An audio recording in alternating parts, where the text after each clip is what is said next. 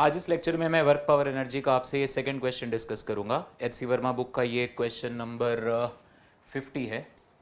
ठीक है, आप चाहो तो डायरेक्ट पहले बुक में से क्वेश्चन नंबर 50 को खुद ट्राई कर लो, या मैं 1 मिनट में यहाँ पे समझा देता हूँ आपको।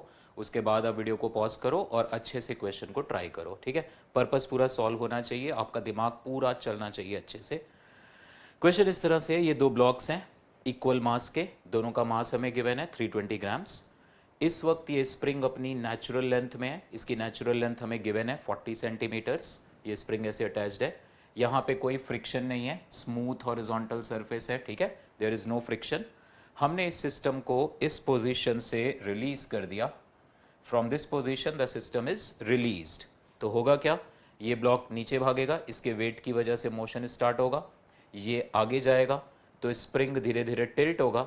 आपने बताना है जिस वक्त ये ब्लॉक टेबल पे रखा ब्लॉक टेबल के साथ कांटेक्ट जस्ट छोड़ने वाला है, ठीक उस वक्त इसकी स्पीड क्या है। ठीक है, find the speed of the block when this block of mass m placed on table is about to leave contact with the table.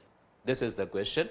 Video को इस जगह पे पॉज करके आप अच्छे से क्वेश्चन को एक बार आप ट्राई करो। ठीक है, और फिर आप सोल्यूशन को देखना। ठीक है, सो मैंने टाइम सेव करने के लिए डायग्राम पहले ही बना रखा है। ये तो मान लो ये अपने वेट की वजह से नीचे जाना शुरू हो गया, एक्सेलरेट होके ये y नीचे गया, तो ये वाला ब्लॉक y आगे आएगा, क्योंकि स्प्रिंग से कनेक्ट रस्सी से कनेक्टेड हैं दोनों ब्लॉक ऐसे। ठीक है, इसकी स्पीड अगर v है तो इसकी स्पीड भी v होगी।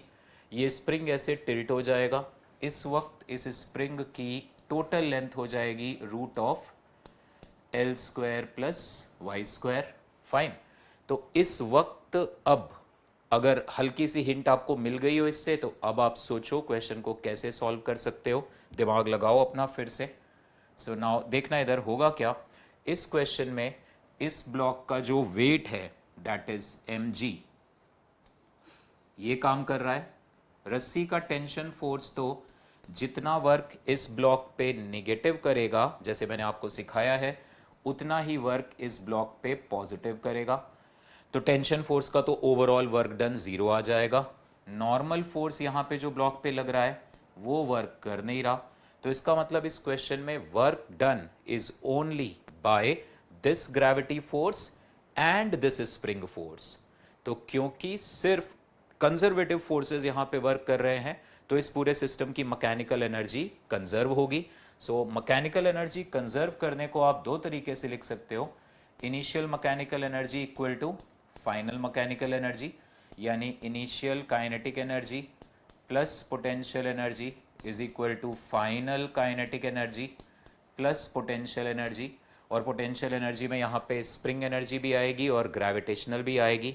ठीक, इसी कॉन्सेप्ट को, कंजर्वेशन ऑफ मैकेनिकल एनर्जी को, मैं ऐसे भी समटाइम्स जल्दी हो जाता है कि लॉस इन एनर्जीज, वो चाहे काइनेटिक हो चाहे पोटेंशियल हो, loss in energies will be equal to gain. ऐसे भी आप ऑल्टरनेट वे में इसको यूज कर सकते हो। आप देखो कौन कौन सी एनर्जी का लॉस हो रहा है और कौन कौन सी एनर्जी का गेन हो रहा है, वो चाहे काइनेटिक हो चाहे पोटेंशियल। जैसे इस क्वेश्चन में इस ब्लॉक की ग्रेविटेशनल पोटेंशियल एनर्जी का लॉस हुआ mgy, काइनेटिक एनर्जी दोनों की गेन हुई और स्प्रिंग एनर्जी गेन हुई। तो ऐसे भी यूज करना समटाइम्स इज थोड़ा सा फास्ट। फाइन, आप वैसे करना चाहते हो वैसे करो, if you are early learner, सीख रहे हो धीरे धीरे, आप ऐसे ही करो, थोड़ा सा स्पीड आ जाए ऐसे भी करो। सो मैं इसको यूज कर रहा हूं, उस ब्लॉक की ग्रेविटेशनल एनर्जी, और इस लॉस और इक्वल टू गेन में मैग्नीट्यूड्स खाली लेते हैं, no negative sign here. Loss किस एनर्जी का हो रहा है, उसकी ग्रेविटेशनल एनर्जी का, दैट इज mgy। गेन क्या हो रहा है, काइनेटिक एनर्जी दोनों ब्लॉक्स की, that is half mv square plus half mv square, तो इंटू 2 टाइम्स कर दो, प्लस स्प्रिंग एनर्जी का गेन। और स्प्रिंग का एलोंगेशन जो आ रहा है x, वो आएगा इसकी total length minus natural length. Total length है इसकी root of L square plus Y square minus L, ये स्प्रिंग का एलोंगेशन है। तो I am just writing here half K X square, ऐसे ये मेरी पहली इक्वेशन बनी। इस तरह से x की वैल्यू मुझे वहां से y के टर्म में पता लग गई।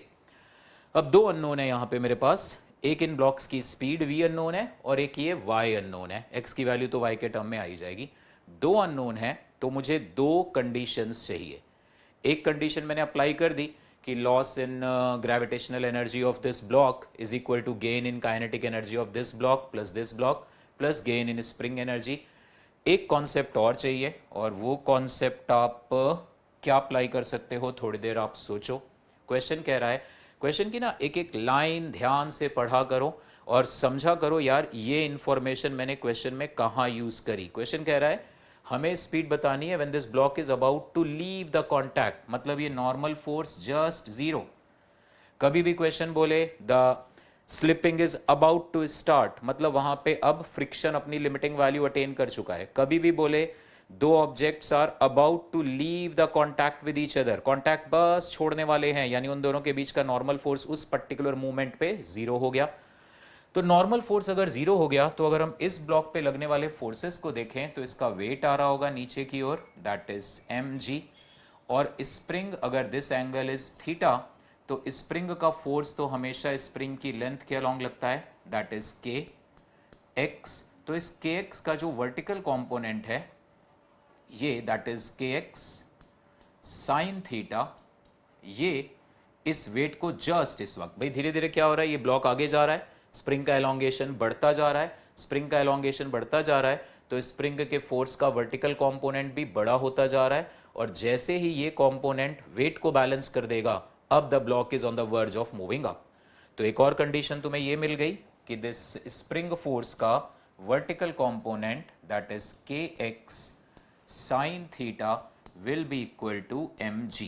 यहां से मैंने के एक्स को मैंने लिखा वहां से that is root of L square plus Y square minus L, और साइन थीटा यहां से आ जाएगा L upon this that is L upon root of L square plus Y square, this is equal to mg।